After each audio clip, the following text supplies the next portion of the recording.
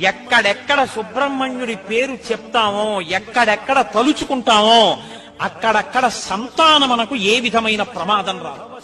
సుబ్రహ్మణ్యుడికి నమస్కారం చేస్తే కుజగ్రహ దోషం కూడా ఉపశమిస్తుంది. ఎక్కడెక్కడ షణ్ముఖుణ్ణి ఆరాధన చేస్తారో అక్కడ ఐశ్వర్యం పరిడవిల్లుతుంది. పక్కన ఉన్నటువంటి తమిళ దేశం, ద్రవిడ దేశంలో అంత ఐశ్వర్యం వచ్చింది, అన్ని పరిశ్రమలు వచ్చాయంటే కారణం ఏమిటో తెలుసా అండి? సుబ్రహ్మణ్యారాధన. వాళ్ళు విపరీతమైన సుబ్రహ్మణ్యారాధనం చేస్తారు. సుబ్రహ్మణ్య ఆరాధనం చేసినా, షణ్ముఖుడికి ప్రదక్షిణం చేసినా, ఆయనకి నమస్కారం చేసినా జ్ఞానము, ఐశ్వర్యము, సంతానమునకు క్షేమము, ఆయువు, ఆరోగ్యము అన్నీ కలుగుతాయి. అంత శక్తివంతమైనటువంటి సర్గ ఈ షణ్ముఖోత్పత్తి సర్గ.